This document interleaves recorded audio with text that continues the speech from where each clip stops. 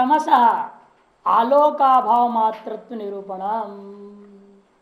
ये अंधकार जो है आलोकाभाव मात्र रूप है, कोई भाव पदार्थ नहीं है।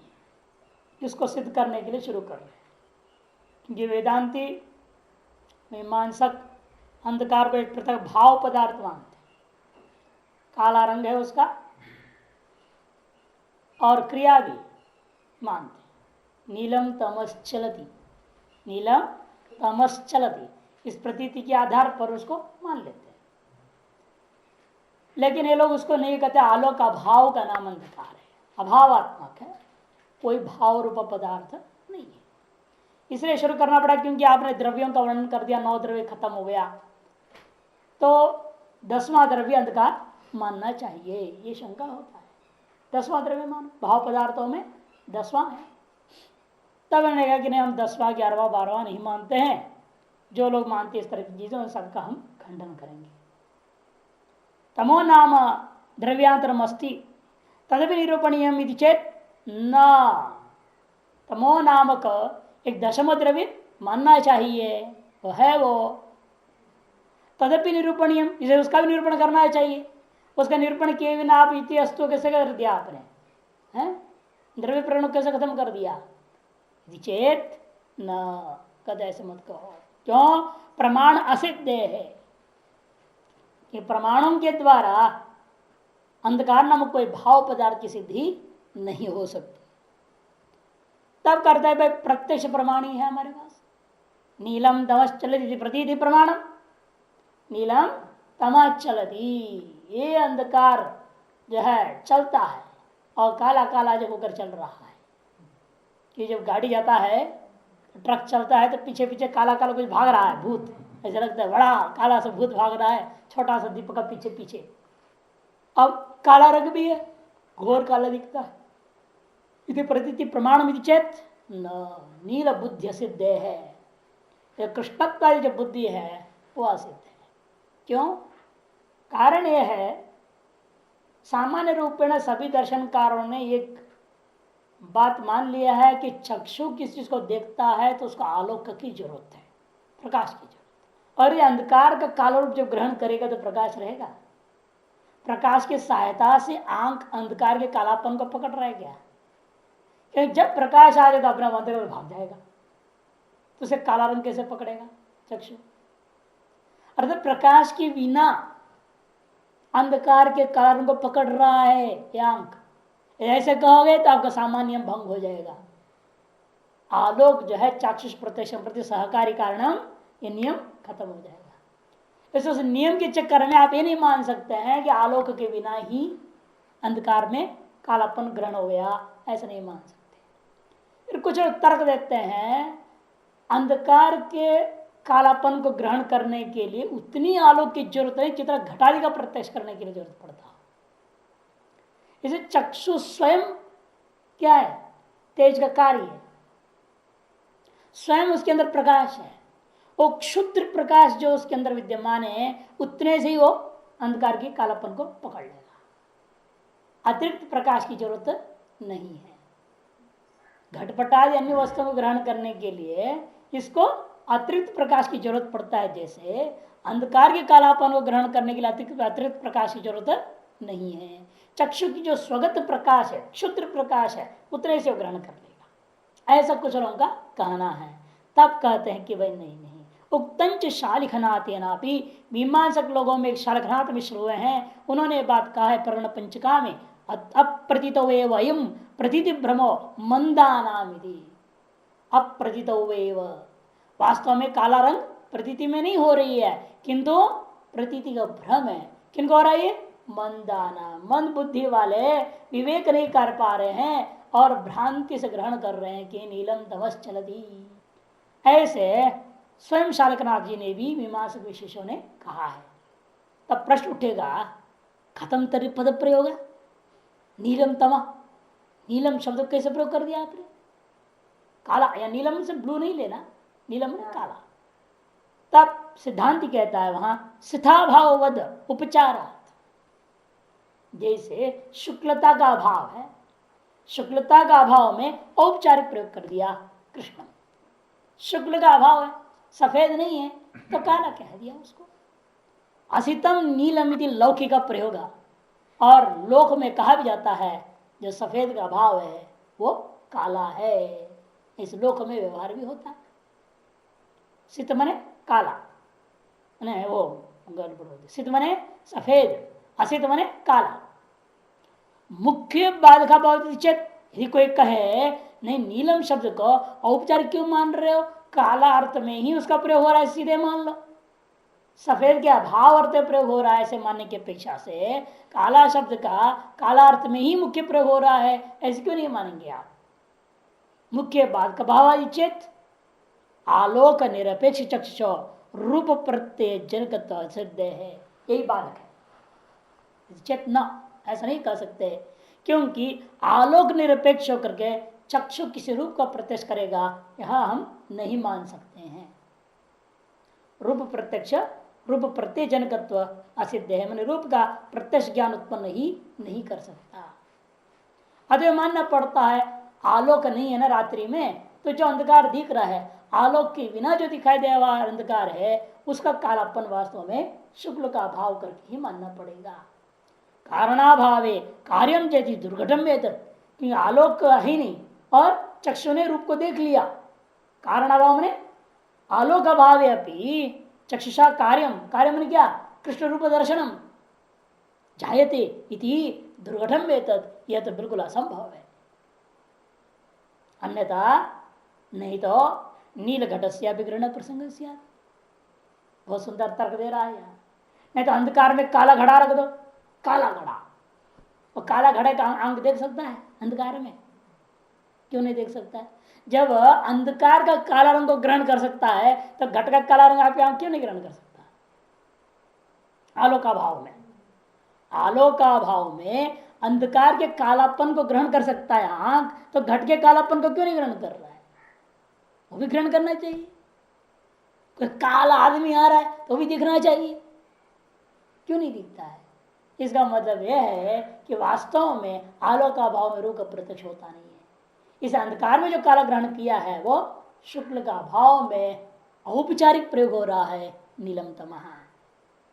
कथन तर्हि छायाम कृष्ण सप्रभ्रमित चेत दोषवशात। तब पूर्व पक्ष पूछता है फिर तो भाई ये तो केवल छाया की पतली रेखा, छाया है, दो तरफ प्रकाश है, बीच में किसी तारवार की वजह से हल्की सी छाया पड़ी हुई है ना, रस्सी बांध रखे हैं और रस्सी की छाया पड़ा हुआ है। अब पतली जो छाया है उसको देखकर कोई आदमी समझते सांप है, काला सांप है, काला नाक खड़ा है वहां, तो वो कैसे हुआ। कहते तरी छायाम कृष्ण सर्प ब्रह्मा इति चेत दोषवशात, तो भी दोष वजह से भ्रांति होने कोई आपत्ति नहीं हमको। पूर्व दृष्ट कृष्ण सर्प अध्यारोपक दोष इति, वह दोष क्या है, पूर्व दृष्ट जो कृष्ण सर्प है उसका अध्यारोप कर दिया है। छाया में जो काला रंग है उस काला रंग की सादृश्यता को लेकर के आपने काले सांप में कर दिया, और काला रंग की सादृश्य कैसे आई, शुक्ला भाव को लेकर के। छाया में जो काला रंग है वो भी शुक्ल का भाव है, शुक्ला भाव में कालेपन का आरोप हुआ और उस कालेपन के आधार पर काला सर्प की आपने कल्पना कर दिया। थोड़ी यहाँ भ्रम में लंबी प्रक्रिया है। पहले आपने छाया में शुक्ला भाव को देखा, तो शुक्ला भाव में कृष्णत्व का आरोप कर लिया, और फिर आरोपित कृष्ण में कृष्ण सर्वत्व का आरोप कर लिया, कृष्णत्व सादृश्य, यही दोष है कह दिया। कभी प्रश्न पूछ रहे किमत्र सादृश्य चेत सीता भावत्व, यहाँ सादृश्य क्या है, शुक्ल का भावत्व ही सादृश्यता है। कृष्ण सर्प में भी क्या है, शुक्ला भाव है, वैसे यहाँ पर भी शुक्ला भाव है। न चाइवम अति प्रसंग, तो प्रश्न करता पूर्व पक्ष कहेगा फिर तो शुक्ला भाव में काले का भ्रम क्यों हो, पीले का अभाव में काले का भ्रम क्यों नहीं होता, हरा के अभाव में, लाल के अभाव, इन सब में भी कालापन का भ्रांति हो जाना चाहिए, शुक्ला भाव में ही कालापन क्यों, ये प्रश्न उठा। यदि ऐसे भी नहीं कर सकते, सादृश्य मात्र से भ्रांति ज्ञान सामग्री असिद्ध है, केवल सादृश्यता मात्र भ्रांति ज्ञान के कारण नहीं होता। नहीं तो हम भी कहेंगे ना फिर आपके ऊपर भी, शुक्ति में रजत का भ्रांति क्यों होता, रज्जु में सर्प का भ्रांति क्यों होगा, तो इसमें भी केवल सादृश्य मात्र ही नियम नहीं है, सादृश्य अलग और भी अनेकों सामग्रियां कारण होते हैं भ्रांति के प्रति। अतएव शुक्ला भाव में कालापन का भ्रांति होता है, पीले के अभाव, हरे के अभाव, लाल के अभाव, अन्य रंग के अभाव में कालेपन का भ्रांति नहीं होती है, क्योंकि ये सादृश्यता मात्र कारण नहीं है भ्रांति के प्रति। किंतु क्या और है, स्वयं बता रहे, उपयुजंत ही विशेष आदर्शनादेयोपि, क्योंकि विशेष आदर्शन भी एक कारण है। सामान्य दर्शन हो गया है, विशेष का आदर्शन है, ये भी एक कारण हो जाता है। कि शुक्ति का सामान्य अंश क्या था, इदम, उसको ले इदम रजतम, इदम जो क्या शुक्ति का सामान्य अंश है, विशेष की अप्रतीति हुई इसलिए भ्रांति होता है। सादृश्य हो साथ में विशेष अप्रतीति हो, अदर्शनादयो, आदयो कह दिया, और भी अनेकों कारण हो जाते हैं। और भी क्या है, जैसे आलोक अभाव अभाव सहकारिणो, आलोक के अभाव सहकारी कारण है। अंधकार मैंने वो सफेदा भाव में कालेपन का आरोप के प्रति आलोक का भाव भी एक सहकारी कारण है। यदि आलोक होता तो आप वहां पर भ्रम नहीं होता, आपको अंधकार में कालेपन की भ्रांति नहीं होती। इसे आलोक अभाव सहकारिणो धर्मादयो अपि वक्र दीर्घ अवयवी इंद्रिय संयोगाद्यश्च दोषाः, और अनेक धर्म भी है। वो जो छाया था जिसमें आपने सबकी भ्रांति करी, उसे वक्रता थी, थोड़ी लंबी छाया थी, हल्का वक्रता के साथ लंबी छाया है, और देखने में अवयवी जैसे लग रहा था, और आप इंद्रिय संयोग उसके साथ हो गया। ये सारे सामग्रियों की वजह से छाया में कृष्ण सब की भ्रांति हुई है। एक कारण मात्र से शुक्ला भाव मात्र सादृश्यता लेकर के नहीं हुआ। अदेव पीले अभाव आदियों में कृष्णत्व की भ्रांति की प्रसंग ही नहीं रहा, अतिव्याप्ति निवृत्त हो गया। अथवा एक और पक्ष है, वह भ्रांति है ही नहीं, वो तो मन मानस बुद्धि है, मानस भ्रांति मान। वह बाहर में उसे शुक्ला भाव देखा नहीं, शुक्ला भाव को भी नहीं देखा, और उसमें कृष्णत्व का आरोप नहीं किया, किंतु अपने मन में अंधकार के बारे में कालापन कल्पना कर लिया। स्वप्न, ये स्वप्न में रंग बिरंग चीजें कल्पना कर लेते हो, उसी प्रकार से अंधकार को देखा और उसमें काला रंग का मन से मात्र कल्पना कर लिया, बाहर में उसने कुछ देखा नहीं। मानसम में वह स्वप्न विभ्रमादि अथवा स्वप्न विभ्रम बाह्य विभ्रम आदि के समान इसको मानस मान जैसे स्वप्न रूपी भ्रांति है, उसी प्रकार से यह अंधकार में कृष्णत्व भ्रांति भी मानस मात्र मानना चाहिए यदि केचित। ऐसे मानने में न चयमति प्रसंग, उसे केवल मन ही कारण है ऐसा भी नहीं हो सकता। तो सिद्धांत कहना है कि भ्रम और स्वप्न आदि का ज्ञान केवल मानस होता है। इसे कृष्ण सर्प का जो ज्ञान हुआ या कृष्ण तमह का ज्ञान हुआ, नीलन तमह, ये सब मानस मात्र ही है, कल्पना मात्र ही है, ऐसा कुछ लोग कहने हैं। इतने मानस को अति प्रसक्ति दोष भी नहीं होगा, अन्य मानस प्रत्यक्षों में अति प्रसक्ति नहीं होगा। क्यों? चाक्षुष आलोक अभावे करी तुरगादि स्मरण विशेष तत्र हेतुत्वगमात् नाति प्रसंग। नहीं तो कह सकते ना, अंधकार में आप जैसे नीलम का कल्पना कर लिया, चलती की कल्पना कर लिया, वैसे हाथी घोड़ा भी सब कल्पना कर ले, स्वप्न के समान बाहर में क्यों नहीं कल्पना हो रही सारी चीजें उसमें? सोए हुए आपके आंतरिक छाया रूपी अंधकार अंदर में जो है चिदाकाश जिसको कह देते हैं हम लोग, उस अंधकार में स्वप्न को तुम कल्पना कर सकते हो, तो बाह्य अंधकार में क्यों नहीं कल्पना कर रहे हो? कहते बाह्य अंधकार में कल्पना करने में और भी अनेकों कारण हैं। इसीलिए जैसे अंदर के अंधकार में आप स्वप्न की कल्पना किया है, उस स्वप्न का कल्पना करने में आपके कर्म वासनाएं जागृत कालीन संस्कार कारण होते हैं, वो उद्भुत हो चुके हैं। निद्रा रूपी दोष ने जिन संस्कारों को उद्भुत कर दिया, उन्हीं के अनुसार आपको वहां प्रत्यक्ष होता है सारी स्वप्न। लेकिन जब अंधकार को देख रहा हूं, ऐसे कोई उद्बोधक है नहीं जो हमारे संस्कार को जगावे और उस अंधकार में भी एक स्वप्न का जैसे स्वप्न एक दृश्य दिखा देवे, ऐसा कोई उद्बोधक संस्कार नहीं दिख रहा है। इसलिए अति प्रसंग भी नहीं होता कि चाक्षुष आलोक अभावे करितुर्गल स्मरण विशेष से हेतुगमात् नाति प्रसंग, क्योंकि वहां स्वप्न में क्या हो रहा है? चाक्षुष आलोक अभाव है, और करित्र का स्मरण विशेष के प्रति वहां संस्कार भी जागृत हो चुके हैं इत्यादि अनेकों कारण स्वप्न में है जो कि यहाँ अंधकार में नहीं है। ये तेना संख्या क्रियादि प्रतीतरपी निरस्ता। इन्हीं युक्तियों के आधार पर एक अंधकार गया लो दूसरे अंधकार जा रहा है तीसरे अंधकार जा रहा है, ऐसे संख्या की जो गणना होती है वो भी भ्रांति है। क्रिया की भ्रांति है, रूप संज्ञा क्रिया तीन हम देखते हैं अंधकार में, उन तीनों को भ्रांति स्थापित कर दिया। तत्र प्रतिपत्ति है कि ये सब जो है उसी अंधकार में दिखाई दे रही भ्रांतियां हैं। शब्द प्रयोग से उपचारेण अपि उपपत्ति है, और जो शब्द प्रयोग हुआ है ये कैसे हो गया, वो सब औपचारिक करके पहले जैसे ही समझना। जैसे पहले आपने क्या कहा था, शुक्ला भाव में औपचारिक है कृष्ण का प्रयोग, असंख्या विशिष्ट में वास्तव में क्या वहां पर प्रकाशगत संख्या है। एक गाड़ी गया दूसरी गाड़ी गया, एक गाड़ी का प्रकाश दूसरी गाड़ी का प्रकाश तीसरी गाड़ी का प्रकाश, वो प्रकाशगत संख्या है। और उसके संख्या को आपने आरोप कर दिया, उसके हटने के बाद वहां जो विद्यमान अंधकार में, और का एक अंधकार गया दूसरे अंधकार तीसरे अंधकार, गाड़ियां जा रही है और अंधकार को गिन रहे हो। क्यों, गाड़ियों का लाइट जा रहा है, अर्थात लाइटगत संख्या को आपने क्या कर दिया, अंधकार में आरोप कर दिया है। इस अन्य का अन्यत्र आरोप करना ही भ्रांत है। इसलिए यह संख्या कथन भी भ्रांति है। दीप के चलन में आपने अंधकार में भी चलन का आरोप कर दिया, इसे दीपगत जो संख्या का आरोप हुआ दीपगत चलन का भी आरोप उसमें हो गया, और उसी पर दीपगत शुक्रता का अभाव का आरोप हो गया। इस तरह से सारी चीजें दीप के दृष्टिकोण से अंधकार की कल्पना व्यक्ति कर लेता है।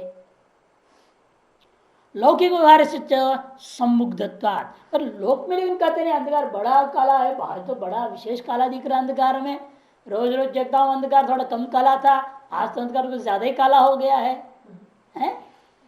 ऐसे लोग व्यवहार जो करते हैं तो वो सब मूढ़ हैं, मूर्ख लोग हैं, वैसे बोल देते हैं, सम्मुग्ध लोग हैं, सम्मुग्धत्वात् कर दिया। और वैसे भी लौकिक व्यवहार आम आदमी के व्यवहार को लेकर आप कोई सिद्धांत नहीं बना सकते, उनका व्यवहार ही संदिग्ध रहता है। लौकिक जन का जो व्यवहार है वह सदा संदिग्ध ही है, क्यों क्या कैसे कुछ आप नहीं समझ सकते।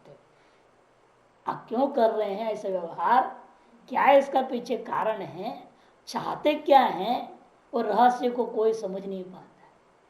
ये लौकिक लोगों का देखने में भोले होते हैं, इन सब मतलब से काम करते हैं। इसे कहते लौकिक व्यवहार को लेकर कोई सिद्धांत कभी कोई कर नहीं सकता है। सम्मुग्धता के तात्पर्य एक बुढ़िया एक जवान आदमी को देखती रही, और वो जवान आदमी ने सोचा माँ जैसी है, 5-6 बच्चों की माँ है, उसके नाते पोते हो गए, नाते पोते बड़े बड़े हैं, तो इसलिए वो बुढ़िया को उसने एक माँ का दृष्टि से देखता था। भाई बुढ़िया है, अकेली घूमती रहती है, कोई देखने वाला नहीं है, दया भाव से देखता था। अब बुढ़िया सोच रहे मुझे प्यार कर रहा है। अवन में बुढ़िया ने एक पत्र लिख के भेज दी, तो सोचते नहीं कोई शायर और शायरियां लिख दिया कि मैं तो प्यार करता हूँ, बहुत दुनिया में प्यार का धोखा पाया, तो मुझे धोखा नहीं देना, इसे दुनिया और लिख के भेज दिया। अब बताओ इस सारी लौकिक वर्ग जो पहले एक दूसरे को देखते थे, उस लौकिक वर्ग से क्या निश्चय करेंगे। अंदर दोनों के पेट में अलग अलग बात थी। बुढ़िया को अभी बुढ़ियापन में भी वो रस छूटा नहीं प्यार की, और जवान जो सोच रहा है अनेक बच्चों की माँ है, इसे अपने एक माँ का दृष्टिकोण से देख रहा है, और असहाय जैसे है, इनको बच्चे उसको देख नहीं रहे हैं, दया भाव से देख रहा है। एक दूसरे का देखना कितना बड़ा आफत खड़ा हो गया उस लड़के के लिए। वो भले दया दृष्टि से देख रहा है, अरे लड़के के लिए मुसीबत खड़ा हो गया गले में। अब लेटर लिखना शुरू कर दिया ना बुढ़िया ने, प्रेम पत्रों को लिखने लगी।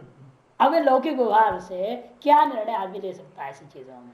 इस तरह से हर एक व्यवहार ऐसे ही हाल है।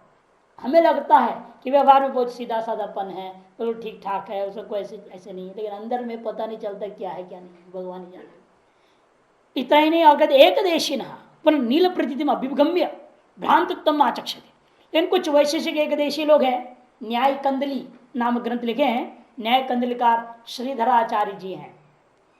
जो श्रीधर आचार्य हैं, जो न्याय कंदली नाम ग्रंथ को लिखे हैं, वो वैशेषिक दर्शन का ही है। उन्होंने तो माना कि अंधकार में नीलापन है, प्रतीति स्वीकार करते हैं, और उस प्रतीति को स्वीकार करके उसके बाद का तपिगम्य भ्रांतत्व आचक्षते, उस रूप अंश में भ्रांतत्व की आचरण कथन करते हैं। और क्या कहते हैं वो, यथा अंजन पुंज इव श्यामम शारवरम तम इति, जैसा अंजन के पुंज के समान है ये अंधकार का शारवरम श्यामम तमा, घोर कालापन जो अंधकार में दिख रहा है वह अंजन के पुंज के समान है। अंजन लगाते ना आंखों में, काजल, काजल की जो है पुंज एक गट का रखो एक साथ, ये वो जैसा दिख रहा है वैसे अंधकार में कालापन है, ऐसा उन्होंने व्यवहार दिखाया। इति भ्रांति प्रकरणे तत्र प्रासिभाषिक बाधन पत्ते है, और कह दिया वहां पर जो है पूर्ण रूप में प्रातिभाषिकत्व का बात करना संभव नहीं है, अर्थात प्रातिभाषिक है वो भ्रांति है, ऐसे उन्होंने स्वीकार कर दिया। इसका पीछे कारण क्या है, ये बात क्यों कहा इन्होंने बीच में मानवकार ने एक देशी को इस तरह से कथन करने वाला, क्योंकि सर्वदर्शन संग्रह में आचार्य माधव लिखते हैं द्रव्यम तमयति भाट्टा वेदांतिनश्च भणन्ति, द्रव्यम तमयति भाट्टा वेदांतिनश्च भणन्ति आरोपितम नील रूपमिति श्रीधराचार्याः कर दिया। आरोपितम नील रूपम, ऐसा कौन कह रहा है, श्रीधराचार्य कह दिया। तब ढूंढना पड़ा ये कौन सा श्रीधराचार्य भाई, तो देखा तो न्याय कंदली वैशेषिक दर्शन का एक ग्रंथ है न्याय कंदली, उसके जो रचयिता हैं उनका नाम श्रीधराचार्य है, उनके मत को संग्रह किया सर्वदर्शन संग्रह में और कहा आलोक ज्ञानाभाव प्रभाकर एक देशिना आलोक भाव एवं नैयायिकादय। कुछ लोग कहते हैं आलोक ज्ञान का अभाव है, आलोक का अभाव नहीं है, आलोक ज्ञान के अभाव का नाम अंधकार में कालापन, प्रभाकर का एक देशी। और नैया का क्या कहते हैं, नहीं नहीं साक्षात आलोक का भाव ही अंधकार है। अतएव सभी मत संग्रह करते हैं उन्होंने यहाँ श्रीधराचार्य के ग्रंथ का भी दिया, देखो पंक्ति तस्मात् न अभाव अयम, इसीलिए अभावत्व नहीं मानना चाहिए। न च आलोक अदर्शनम मात्र में वही तत्, और आलोक का अदर्शन भी है ये भी व्याख्या नहीं कर सकते, वही नीचे टीका में बहिर्मुखतया तमयति छाया कृष्णाकार प्रतिभासनाथ, कि बहिर्मुख होकर के जागृत होकर के हम देख रहे हैं कि बाहर में मैं व्यवहार कर रहा हूं, तमयति छाया इति करके शब्द प्रयोग कर रहा हूं। तस्मात् रूप विशेष अयम अत्यंतम तेज अभाव सती सर्वद समारोपित तमयति प्रतीयते, इसे एक रूप विशेष है ये जो तेज के अभाव में ग्रहण होने वाला एक रूप विशेष है। ऐसा एक काला रूप है जो तेज अभाव से भी ग्रहण होने वाला है। अन्य काला रूप, घट का जो काला रूप है वो तेज में ही ग्रहण होता है, घट का जो काला रूप है वो तेज से ही ग्रहण होता है, लेकिन अंधकार का जो काला रूप है वो तेज अभाव में ही ग्रहण होता है, ये इसकी अपनी एक विलक्षणता है। और यह अंधकार का काला रूप किसी एक देश में आरोपित नहीं होता, सर्वत्र आरोपित हो जाता है। अंधकार कहाँ आप देखते हैं, एक देशों के भी नहीं दिखता, अंधकार विशाल दिखता है। सर्वत्र आरोपित रूप विशेष उन्होंने इस तरह से प्रतीति को स्वीकार किया। लेकिन यदि प्रतीति आपने मान लिया प्रतीति का वह विषय यदि भ्रम है तो प्रतीति को भ्रम मानना पड़ेगा। तो इसलिए उनका कहना श्रद्धाचार्य का ठीक है, हम प्रतीति मान करके उस प्रतीति को भ्रम सिद्ध करूंगा। जैसे पहले आपने इदम रजतम को प्रतीति मानते हो, उसके बाद निदम रजतम के कारण बाह्य के द्वारा बाधित होने से उसको आपने भ्रांति कह दिया, तो यहाँ पर मानने में क्या आपत्ति है। इसलिए प्रतीति को ही इनकार करने की अपेक्षा से प्रतीति को स्वीकार करके उसे भ्रांति मानना ज्यादा उचित है, ऐसा श्रीधराचार्य जो वैशेषिक एक देशी हैं उनका कहना है। लेकिन अन्य सभी का कहना है कि नहीं नहीं, इसका प्रतीति को ही उखाड़ दो, प्रतीति ही अलग है। अनेना अपहृत विषयत्वेन अनर्थानात् बाल्क निरूपणम दुर्घटम इति पश्यामः, क्योंकि जिसका विषय ही अपहृत हो गया हो उसका उत्थान ही नहीं होगा। जिसका विषय ही अपहृत हो गया तो उसका उत्थान कहां से होनी है। अर्थात जिसका विषय कृष्ण रूपता ही नहीं हमने कह दिया, शुक्ला भाव कह दिया है जब, तो उसकी भ्रांति है और उसका निवारण करने के लिए सोचना व्यर्थ होगा। जिसका विषय का खंडन कर देंगे तो उस ज्ञान की भ्रांति स्थापित करने की भी जरूरत नहीं पड़ता है। इसलिए अनेन अपहृत विषयत्वेन अनुत्थानात् प्रतीति ही उत्पन्न ही होगी, तो बाधक का निरूपण करना व्यर्थ ही हो जाएगा। इति पश्यामः। तब प्रश्न उठता है, फिर तमः शब्द हुआ है क्यों? वैयाकरण लोग तमः शब्द उत्पन्न कैसे कर दिए? तमस एक शब्द है ना, अंधकार एक शब्द है, ये सब क्यों है? शब्द यदि है उसका प्रयोग बिना प्रतीति का हो नहीं सकता। शब्दे सती न बिना प्रतीति साधन, या थोड़ा शब्दे न तृतीय एक वचन जैसे हो गया है, नकार अलग होनी चाहिए। शब्दे न बिना प्रतीति साधन, शब्दे सती ऐसा व्यवहार करना। शब्दे सती प्रतीति बिना साधन में प्रयोग हो न च, ऐसा नहीं। शब्द यदि है तमह अंधकार इत्यादि, यदि शब्द संसार में प्रयोग होता है तो वह बिना कोई इसकी यथार्थ प्रतीति का प्रयोग नहीं होना चाहिए। जैसे गौ शब्द है, यदि उसकी प्रतीति कहीं होता ही ना हो तो शब्द का प्रयोग कैसे होगा? वैसे शब्द का प्रयोग ही नहीं होना चाहिए। इसलिए शब्द यदि है उसके अर्थ प्रतीति कहीं ना कहीं मानना पड़ेगा, और अर्थ प्रतीति मानने पर ही उस शब्द का प्रयोग व्यवहार में आ सकेगा। तब कहते हैं तम शब्द से तरीको अर्थ। यदि ऐसा नियम बना रहे हो, फिर हम आपसे पूछते हैं भाई तम शब्द का क्या अर्थ होगा? यदि चेत उभयवादी प्रतिपन्न आलोक संसर्ग अभाव, सर्ववादियों के द्वारा स्वीकृत आलोक संसर्ग अभाव को ही मानना चाहिए। आलोक के साथ आपके अंकों का जब संबंध नहीं होता है तब आप वहां पर अंधकार करके कह देते हो। आलोक विशेष सत्य पे तब प्रश्न उठेगा, लेकिन यदि ऐसा ही नियम हो जाए, आलोक के अभाव का नाम अंधकार होने लग जाए, मान लो मैं एक दीपक यहाँ जलाया हूं तो मैं कहूंगा दूसरे दीपक के आलोक का यहाँ अभाव है, तो क्या यहाँ अंधकार है बोलोगे? तब लाइट में एक लाइट जला दो, एक बल्ब, और कहो वो ट्यूबलाइट हमने जलाया नहीं है ना, उस ट्यूबलाइट से उत्पन्न होने वाला आलोक के अभाव इस ट्यूबलाइट का लाइट में है या नहीं? आलोक का अभाव है, फिर ट्यूबलाइट के प्रकाश में भी अंधकार से प्रयोग करोगे? इसे आलोक का अभाव का अंधकार कैसे कर रहे हो आप? समस्या खड़ा कर दिया।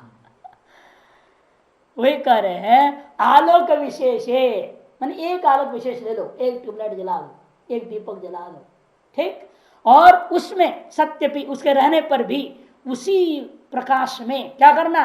आलोकांतर अभाव संभवात, आलोक का अंतर में दूसरे आलोक का अभाव हम यहाँ देख सकते हैं, और कहेंगे आलोक का अभाव देख रहा हूँ उस लाइट का, अतः यहाँ मेरे को अंधकार दिखाई दे रहा है। ऐसे उस प्रकाश में भी अंधकार व्यवहार होने लग जाएगा। प्रयोग प्रसंग यदि चेत तत्र किम आलोक का भाव प्रयोग अस्ति न वा? तब हम प्रश्न पूछेंगे, भाई आप जो कह रहे हो जिस स्थल में, हम सामान्य प्रश्न डालेंगे आपसे, हमें लेन देन आलोक का अंतर है, दूसरा आलोक का अभाव है, या क्या है क्या नहीं, उससे हमारे कोई प्रश्न नहीं पूछेंगे। हम सीधा प्रश्न डालेंगे, आलोक सामान्य का अभाव है क्या? एक आलोक विशेष में आलोक विशेषांतर के अभाव तुम देख रहे हो, है ना? प्रकाश अधिकरण को प्रकाशाभाव ग्रहण करना संभव है। अधिकरण से योग्यता अपनी अभाव ग्रहण कारण भवती, नहीं तो किसी के भाव किसी भी अधिकरण में ग्रहण करने लग जाओगे आप, संभव हो जाएगा ना? किसी के भी अभाव को किसी भी अधिकरण में पकड़ लो, ऐसा नहीं होता है। अधिकरण में उस अभाव को ग्रहण करने की योग्यता भी तो होना चाहिए। नहीं तो आकाश में घटा हुआ देख रहा हूं बोलोगे, अरे भूतल में घटा हुआ होता है कि आकाश में घटा हुआ होगा? अरे आकाश घटवत्ता की योग्यता है क्या? यदि आकाश घटवत्ता के योग्य है तो घटाभावत्ता भी योग्य हो जाएगा, कि जिस अधिकरण में जिस चीज को ग्रहण करने की योग्यता रहेगी तो उसी के अभाव उस अधिकरण में ग्रहण किया जाता है, सामान्य में। इसीलिए यदि आलोक में एक दूसरा आलोक ग्रहण कर सकते हो क्या? एक आलोक में दूसरे आलोक को ग्रहण कर सकते हो? नहीं, तो फिर दूसरे आलोक का अभाव को भी ग्रहण नहीं कर सकते आप इस अधिकरण में। जिस भूतल में घट का हम ग्रहण नहीं कर सकते हैं तो उस भूतलांश में घटाभाव को भी कभी आप ग्रहण नहीं कर सकते, क्योंकि घटाभाव ग्रहण करने के नियम क्या है? यदि अत्र घटस्यात् तर्हि उपलब्धि आरोप होना चाहिए। यदि यह घट होता तो मुझे उपलब्ध हो जाता। जिसने मुझे आंकों के द्वारा भूतल का संबंध होने पर भी घट की उपलब्धि नहीं हो रही है, इसलिए इस भूतल में घटाभाव है, ऐसा मैं व्यवहार करता हूं। अर्थात अधिकरण में उस आधेय को आधारण करने की योग्यता होनी चाहिए। यदि वो योग्यता है तो उस अधिकरण में उस वस्तु का अभाव विग्रहण हो जाएगा। भूतल में घट को धारण करने की योग्यता है, अतएव उस भूतल में घटाभाव ग्रहण कर पाते हैं। इस तरह से हमसे पूछेंगे, एक आलोक में क्या दूसरे आलोक को ग्रहण करने की, आधारण करने की योग्यता है क्या? यदि नहीं है, फिर उस एक आलोक में दूसरे आलोक का अभाव को द्वारा तम प्रत्यक्ष का आरोप भी आप नहीं कर सकते। इस तरह से जवाब उसे खंडन हो गया। इसलिए आलोकांतर का अभाव को लेकर के आलोक में ही अंधकार का व्यवहार नहीं होगा। तथा किम आलोक प्रयोग अस्ति न वा, सामान्य हम प्रश्न पूछेंगे, क्या वहां पर आलोक का भाव कभी ग्रहण हो पाएगा क्या? अस्ति चेत, यदि है तो तमः शब्द प्रयोग अपयस्तु, फिर तमः शब्द का प्रयोग कर लो, हमें कोई दिक्कत नहीं है। कानो हानि, उस हमारा हानि क्या होगा? क्योंकि आलोक का भाव और अंधकार दोनों हमारे लिए क्या है? पर्याय शब्दत्वात्, वो दोनों हमारे लिए पर्यायवाची शब्द हैं। आलोक का भाव कहो, तेजस भाव कहो, है अंधकार कहो, तमः शब्द करो, सब हमारे पर्यायवाची। अथ यथा ज्वालाया आशुतर विनाशित्व मध्य विनाशे विद्यमाने अपि तत्सादृश ज्वालोत्पत्तिया तिरोहितत्वात् न नाश व्यवहार। जैसे लोक में क्या होता है, ज्वाला जल रही है, एक लौ उड़ा वो नष्ट हो जाता है ना, फिर दूसरी लगातार चलता है। वो लगातार फ्लेम चलने के कारण से आप जो क्या करते हैं, दीपक का नाश व्यवहार करते हो। एक लौ नष्ट हुआ, दूसरी लौ उठा, इस बीच में उसके अभाव व्यवहार करते हो। फिर तो दीपक में अभी प्रकाश, फिर अंधकार, फिर प्रकाश, फिर अंधकार, फिर प्रकाश, फिर अंधकार, ऐसा होते रहेगा कि दीपक से जैसे लाइट फ्लैश होता हो जैसे। लेकिन वैसे दीपक में ब्लिंकिंग नहीं होता है, एक बार प्रकाश, एक बार अंधकार, फिर प्रकाश, फिर अंधकार। क्यों एक बार प्रकाश क्यों है? क्यों लौ है, और लौ नष्ट हुआ, अंधकार आई, फिर दूसरे लौ आने से फिर प्रकाश आया, फिर वो नष्ट होएगा, अंधकार आएगा, फिर प्रकाश आएगा। ऐसे प्रकाश अंधकार, प्रकाश अंधकार, प्रकाश अंधकार रूपेण कभी दीपक का कोई प्रत्यक्ष नहीं करता, किंतु निरंतरता का अनुभव होता है प्रकाश। इसलिए यथा ज्वालाया आशुत्तर विनाशित्वेन, ज्वाला कैसी है? शीघ्र विनाशी, झट झट झट नाश होते जा रहा है, लगातार नाश होते जा रहा है, उड़ते जा रहा है। मध्य विनाशी विद्यमान अपि, एक लौ और दूसरी लौ, one flame and another flame का बीच में क्या है? डार्कनेस है। विद्यमान अपि तत्सदृश ज्वालोत्पत्तिया, किंतु शीघ्र है ना, आशुत्तर है ना, वहां शीघ्र फटाफट फटाफट हो रहा है, झटपट झटपट लो लपट निकल रहे हैं। इस वजह से क्या होता है, वो बीच के अंधकार आपको ग्रहण ही नहीं होता। तादृश ज्वालोत्पत्तिया, पूर्व ज्वाला के सदृश ज्वाला शीघ्र उत्पन्न होने के कारण से तिरोहितत्वात् न नाश व्यवहार, इस तरह नाश का व्यवहार ही नहीं होता। तदा आलोके सती आलोकांतर भाव से तिरोधानात् न तद्व्यवहार, इसी प्रकार से तथा, या तदा नहीं होनी चाहिए, तथा आलोके, ठीक इसी प्रकार से एक आलोक में क्या है, जैसे आलोकांतर का अभाव जो आप कह रहे हो, वो आत्मिक तिरोधान हो जाता है। एक आलोक में दूसरे आलोक का अभाव क्या होता है? तिरोहित छिप जाता है। क्यों? आलोक ऊपर, आप आलोक के ऊपर आलोक की धारा चल रही है, आलोक की धारा के कारण से दूसरे आलोक के अभाव बीच में आ भी जाए तो तिरोहित हो जाता है। जैसे ज्वाला की धारा में मध्य में विद्यमान अंधकार तिरोहित हो गया, तो आलोक की धारा में भी बीच के दूसरे आलोक का अभाव को घुसाने की कोशिश करोगे तो भी वो तिरोहित हो जाएगा, वो आलोक में छिप जाएगा। तद अभाव, इसीलिए तिरोधानात् न तद्व्यवहार, इसे आलोक में आलोकांतर के अभाव का व्यवहार ही नहीं होगा, आज आलोक में अंधकार की प्रतीति का दोष ही नहीं उठता है। लौकिक प्रतीतिस्तो भ्रमत्यनुच्यते, और कोई कहे हम लौकिक प्रतीति कर रहे, अयम प्रकाश अंधकार विशिष्ट, किसने बोल दिया? अयम प्रकाश अंधकार विशिष्ट प्रयोग करता है, वो भ्रांति के अलावा कुछ नहीं हो सकता है। भले प्रयोग करें, दुनिया में कुछ ही प्रयोग कर सकते हैं। दुनिया में क्या है, आधे पागलों की कमी तो है नहीं। कोई कुछ ही बोल रहा है, कुछ ही प्रयोग कर रहा है, सोच भी नहीं रहा इसका क्या रिजल्ट निकलेगा, किसको बुरा लगेगा भला लगेगा, क्या है क्या नहीं है, कुछ नहीं सोचते हैं, बोलते जाते हैं। ऐसे किसी ने बोल दिया, अरे क्या तो देख रहा है, हम तो देख रहे, देख लो अंधकार के आज जो विशेष जो प्रकाश को मैं देख सकता हूँ। जैसे कभी बोल दिया बाबा ने, बोल रहा है अरे क्या हो तो संजय वंजय कुछ नहीं है गीता बोलने वाले, मैं जो बोलता हूँ वैसे ही बोलता हूँ कि जो कृष्ण ने अर्जुन को बोला, ठीक, फिर वो बात को संजय ने धृतराष्ट्र को बोल रहा है। इस बीच में जो छूट गई बात है वो सब मैं बोल रहा हूँ। अब तू कहां से सुन लिया, कब सुन लिया, अब पैदा हुआ कलयुग में। तो दुनिया में ऐसे बोलने वाले पागलों की कोई कमी नहीं है, और उसके भी चेड़े हैं लाखों में। हाँ? जहां पर पंडा लगाते प्रवचन देता है, सब लाखों बैठे रहते सुनने के लिए, वो कहते हैं मैं यथार्थ गीता बोल रहा हूँ, बाकी सब बेवकूफ है। तो ऐसे दुनिया में कुछ भी बोल रहे हैं लोग, सुनने वाले सुन रहे हैं, उनको भी गुरु मानने वाले गुरु मान रहे हैं, उनसे मंत्र दीक्षा ले रहे हैं, सब चल रहा है संसार। इस कलयुग में क्या है, कुत्ता भी भौंकने लग जाए कल तो उसकी भी बात चेड़े मानने लग जाएंगे। एक कुत्ता भी बोलने लग जाए, भगवान ने मेरे को इस रूप में भेजा है विशेष रूपेण, मेरे को सबको गुरु मानना चाहिए, तो मान लेंगे दुनिया। अरे कुत्ता बोल रहा है, इसे बड़ा और क्या सिद्धि होगा, इस जरूर महान ज्ञानी होगा, तो सब गुरु माने कुत्ते को।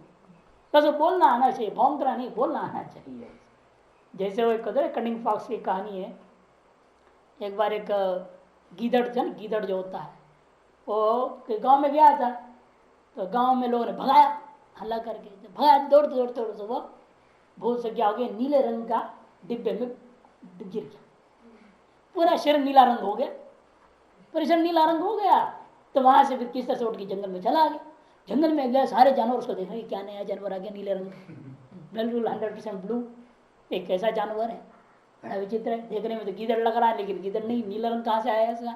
अब ये मौका ढूंढ कर इसने कहा मेरे को भगवान ने भेजा है तुम सबका राजा बना करके। अब सिंह वगैरह जो जंगल के राजा हाथ जोड़ के, अरे राजा है हमारा, सब सम्मान किए और हुआ, साल भर वो राज करता रहा, मैं ही राजा हूँ, और सबको ऑर्डर देते, सिंह को दे हमारे भोजन ले आओ, ये लाओ वो लाओ, खिलाओ पिलाओ। होते होते जो है लोगों ने कहा भाई वार्षिक उत्सव मनाया जाए, 1 साल हुआ पट्टाभिषेक हुआ आपका, तो अब इसे वार्षिकोत्सव मनाया जाए। वार्षिकोत्सव में सारे पशुओं ने अपनी अपनी नाच गान करने लगे। अब गीदड़ों का नंबर आया, और गीदड़ जब गाने लगे तो इसे रोका नहीं गया, ये भी गाने लगा, तो पकड़े में गई गीदड़ है। गीदड़ झूठ बोल रहा था। तो वही हाल होता है दुनिया में, तो आदमी का कुछ भरोसा नहीं होता है। लौकिक लोग जो है इतने मूढ़ है, कुछ भी उठपटांग बोलते हैं, लोग उसको मानते हैं।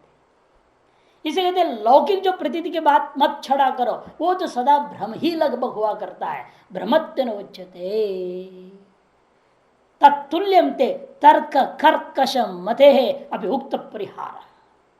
इसलिए उन लौकिक प्रतीतियों के बजाय वही परिहार उस तर्क कर्कश निपुणवादियों के लिए भी किया जा सकता है, जो ये कह देते हैं, क्या कहते हैं, चक्षु आलोक असकृतम रूपी ग्राहकम द्रव्य ग्राहक इंद्रियत्वात् भगवद्गीति। अनुमान कर दिया चक्षु कैसा है, आलोक के बिना भी रूप को ग्रहण कर लेता है, कि द्रव्य का ग्राहक होने से त्वक के समान, तो इंद्रिय के समान। तो इंद्र क्या है, आलोक में भी कोई चीज को छू के समझ लेता है, छू देता है, पकड़ लेता है, चीज मालूम हो जाता है। उसी प्रकार से आलोक के बिना भी चक्षु रूप का प्रत्यक्ष कर सकता है। ऐसे किसी अनुमान कर दिया, उनको भी उसी बात में कह देना लौकिक जन के समान ये भी भ्रांति है।